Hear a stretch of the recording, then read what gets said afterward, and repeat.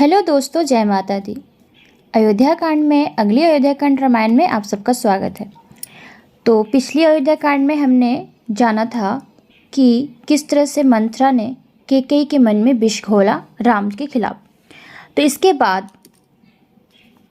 बाद की जो कथा इस प्रकार से है। जब कैकेयी पूरी तरह से मंथरा की बातों में आ गई तो मंथरा अत्यंत खुश हुई और कैकेयी बोली, मंथरा, तुम सत्य कह रही हो। मुझे किसी न किसी तरह से राम को वनवास भेजना होगा ताकि मेरा अपना पुत्र राज सिंहासन पर बैठ सके, परंतु यह मैं कैसे करूँगी। मंथरा उत्तर देती है, इसका उपाय तो पहले से ही तुम्हारे पास है। अगर तुम भूल गई हो तो मैं तुम्हें याद दिला सकती हूँ, परंतु तुम्हें यह वचन देना होगा कि तुम ऐसा ही करोगी। जब कैकेयी ने वचन दे दिया वह उसके कहे अनुसार ही काम करेगी, तो कुबड़ी दासी बोली, हे रानी, क्या तुम्हें वह कथा याद नहीं है जो तुमने मुझे सुनाई थी? बहुत समय पहले महाराज दशरथ ने इंद्र की तरफ से असुरों के साथ युद्ध किया था। जब देवगन पराजय के कगार पर पहुंच गए थे तो तुम्हारे पति ने असुरों की राजधानी बैजयंत पर धावा बोल दिया था। अत्यंत पराक्रम और साहस से युद्ध करने पर भी दशरथ गंभीर रूप से घायल हो गए और अचेत होकर युद्ध क्षेत्र में ही गिर पड़े। ऐसे विकट संकट में तुमने ही उन्हें युद्ध क्षेत्र से उठाया और उनकी सेवा शुश्रूषा करके उनको स्वस्थ किया।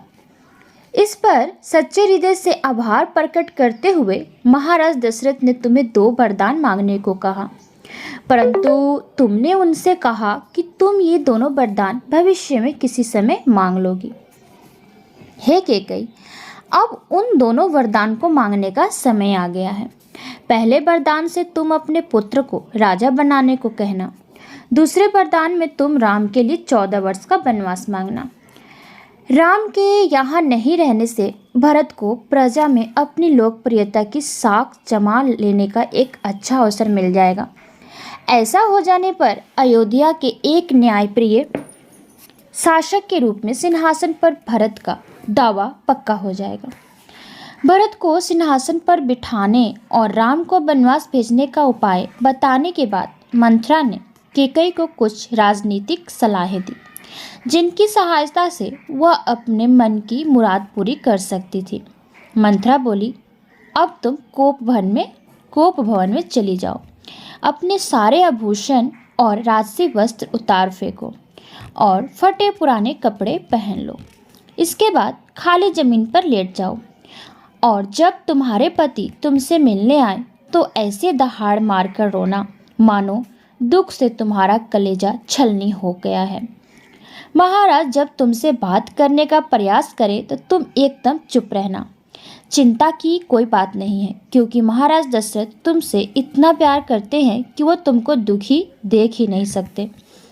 तुम इस बात पर पूरा विश्वास रखो कि तुम्हें मनाने के लिए कुछ भी करने को तैयार हो जाएंगे। मेरी प्यारी कैकेयी, सबसे ज़रूरी बात यह है कि तुम एक पल को भी अपने मन से यह विचार ना हटने देना कि तुम अपने पुत्र को राजा के रूप में देखना चाहती हो।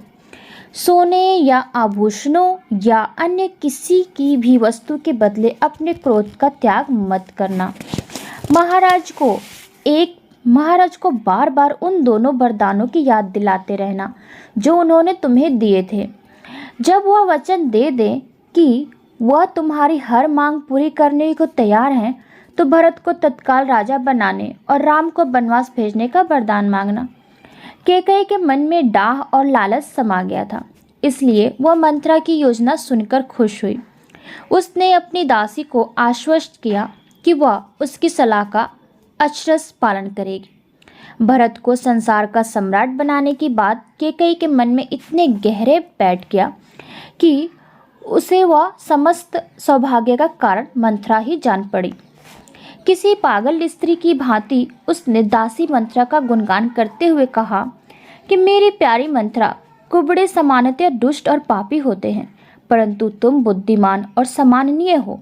दूसरों के लिए तुम शारीरिक रूप से कुरूप हो सकती हो, परंतु मेरे लिए तुम अत्यंत सुंदर हो। तुम्हारा कुबड़ हवा के मंद मंद झोंके से मुड़ा हुआ कमल के फूल जैसा है और तुम अत्यंत आकर्षक हो।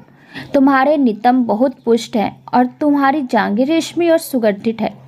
तुम्हारे कोमल पाँवों के इर्द गिर्द लिपटी पायल जब सुमधुर स्वर में बजती है तो हल्के व चमकदार इस रेशमी वस्त्रों में तुम एक छटा सी बिखरती जान पड़ती हो।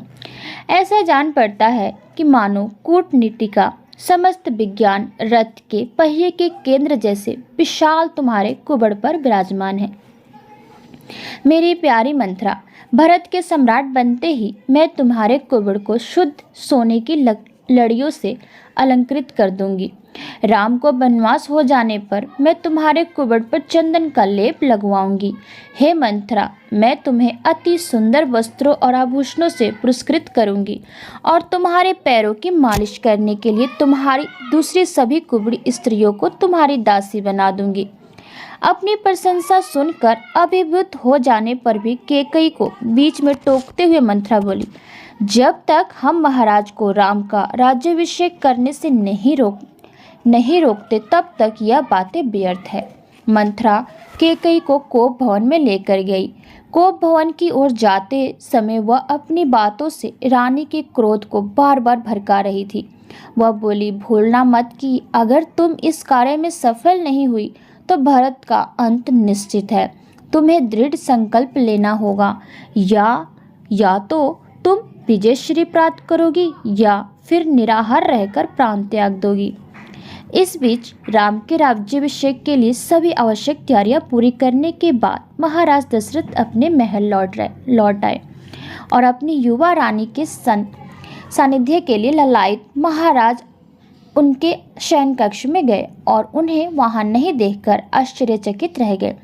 तो अगली कथा में मिलते हैं इसके बाद वाली कथा में। तब तक के लिए इजाज़त दीजिए। धन्यवाद।